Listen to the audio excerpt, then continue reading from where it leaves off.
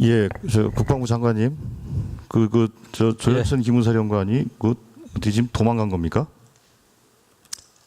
일단 현재 해외에 나가 있는 것으로 그렇게 알고 있습니다. 나가 있는데 어쨌든 소재를 확인 안 되고 그 다음에 어찌됐든 국내에 돌아가는 뉴스나 이런 걸 뭐 접하겠죠 아무래도. 네, 도망간 거 아닙니까? 그렇다고 예, 뭔가 도망간 것으로 보여지죠. 일단 도피 중이라고. 예, 그렇죠. 예, 뭐 죄가 없는 사람이 왜 도피를 했겠습니까? 예, 저는 뭐 이렇게 상식적인 질문에서 이 사안은 좀 정리가 좀 돼야 된다고 보고 있습니다. 예, 제가 준비한 질의를 하도록 하겠습니다. 행안부 장관님께 여쭙겠습니다. 예, 기록물 관리에 대한 걸 한번 여쭙겠습니다. 김대중 대통령은 1999년에 공공기록물 관리에 관한 법률을 통해서 기록관리와 공개의 법적 기반을 만들었고 노무현 대통령은 2007년에 이 법을 전면 개정해서 기록물 관리를 체계화했고 또 대통령 기록물법도 만들었습니다. 그래서 이거에 의해서 광역 시도 지자체에도 지방기록원 설치 운영을 의무화했습니다. 그런데 혹시 그 시도 중에 지방기록원 있는 곳이 어디라고 생각하십니까? 지금 두 군데가 하고 있습니다. 예, 어디입니까? 지금 경남이 제일 앞서 있고요. 예. 그다음에 지금 서울이가 예. 그러면 지금 10년이 지났는데 이제 경남은 아마 이제 진행되고 서울과 경남 정도인데 나머지 15개 시도는 이제 추진을 못 한다는 상황이네요. 여러 가지로 형편이 쉽지 않은 것 같습니다. 뭐 어떤 문제 때문에 그럴 거라고 생각하십니까? 결국 돈 문제겠죠. 결국 돈 문제겠죠. 예. 근데 실제로 그렇습니다. 이게 그 지방자치단체는 국가의 위임 사무들을 또 상당히 처리하지 않습니까? 그래 위임 사무를 처리하는 과정에서 또 기록물도 만들어질 거예요. 네. 근데 지방자치단체는 국가의 사무를 위임해서 처리하지만 그 생산된 기록물은 또 거꾸로 국가에 위임해야 되는 그런 상황이 생기는 겁니다. 왜냐하면 시도의 기록원이 없으면 그걸 또 국가 기록원에서 또 관리를 할 수밖에 없는 상황이기 때문에 그렇다는 겁니다. 약간 좀 난센스죠. 지금 조금 신청사를 확보한 곳에서는 그런 어떤 수장고라든가 이런 것들을 마련하고 있는 것으로 알고 있습니다.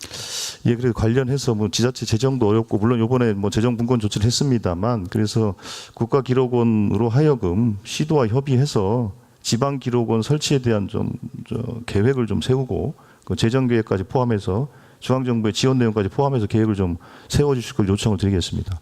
예, 다들 노력을 하겠습니다만 워낙 재정 당국도 워낙 어려운 형편인 걸 알기 때문에 하여튼 우선 지금 조금 형편이 되는 지자체, 심지어 기초단체도 수원시 같은 데는 좀 추진을 하고 있거든요. 그래서 서로 간에 좋은 예. 자극이 될 것 같습니다. 그래서 사실은 그 도서관이나 이런 체육시설 같은데 중앙정부가 보조를 하는 보조율이 있지 않습니까? 뭐 30%. 네, 예. 그렇습니다. 근데 제가 보기에는 이 기록원도 그 정도 보조율로 보조하는 것을 좀 검토를 해볼 필요가 있을 것 같습니다. 기재부 차관님.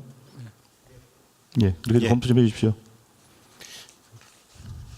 지금 저희가 재정 분권을 하면서요, 그 국가기능의 지방 이양 사업들을 굉장히 많이 하고 있습니다.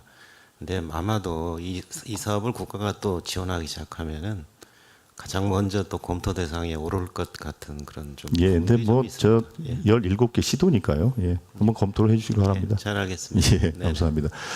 근데 이제 기록물과 관련해서는 학교 기록물도 문제가 좀 있습니다. 아시겠지만 우리가 뭐 TV는 사랑을 싣고 이런 걸 보면은 학교에 가가지고 오래된 학적 기록을 막 떼고 막 그러지 않습니까? 그렇죠. 그러니까 학교 자체가 공공시설이라서 기록물 관리를 학교 단위로 하게 돼 있습니다. 그렇죠? 교육부 장관님? 네. 예. 그런데 문제는 이게 그 오래된 기록들은 그러니까 2003년도에 나이스가 도입된 이래로는 이 학적 기록이 전산화가 돼 있어요.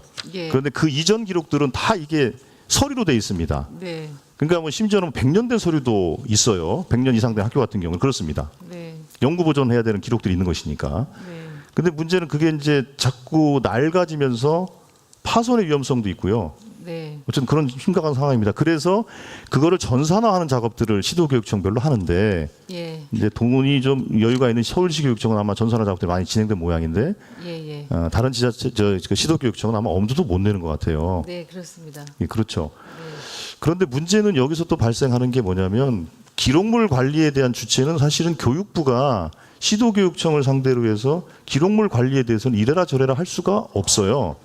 예, 그것은 맞죠? 저희 권한이 아니어서 예. 할 수가 없습니다. 그거는 이제 국가기록물관리기관에서 학교 기록도 관리하게 돼 있어서 그 문제에 대해서는 제가 보기에는 교육부하고 행안부하고 국가기록원하고 등 관련해서 학적 기록에 대한 관리를 어떻게 할 것인지에 대해서 제가 보기에는 좀 논의를 좀 하는 게 좀 필요하다고 봅니다. 어떻게 생각하십니까? 예, 의원님께서 또 이렇게 말씀 주셨기 때문에 필요한 일이고 협의하도록 하겠습니다. 예, 그렇게 좀 조치를 해주시길 바라겠습니다. 그리고 문체부 장관님께 아까 제가 그 콘텐츠 산업 좀 말미에 좀 더 드릴 말씀이 있었는데요. 그 영화진흥위원회에서 그 블랙리스트 관련해서 지난 두 정부에서 관계 당국의 지시를 받아서 블랙리스트를 만들어서 차별과 배제 행위를 했다. 그러면서 56건의 블랙리스트 실행 사례를 발표한 바가 있습니다. 아시죠? 예, 알고 있습니다. 예, 예. 관련해서 실제로 독립영화계가 갖는 그 피해의식이 엄청나게 컸습니다. 예. 그래서 이 블랙리스트가 발표되고 사과를 통해서 기대를 또 많이 했습니다. 이제 독립영화계가 뭔가 제대로 된 지원을 받을 수 있겠구나라는 기대도 했었는데 실제로 내년도 예산을 보면 상당히 실망을 좀 하고 있습니다.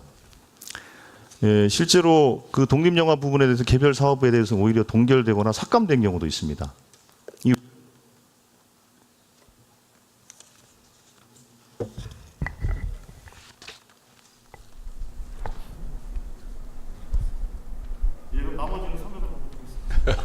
죄송합니다 이거.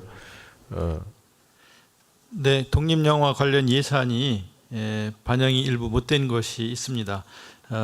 저희도 노력하겠습니다. 의원님의 많은 관심 부탁드리겠습니다.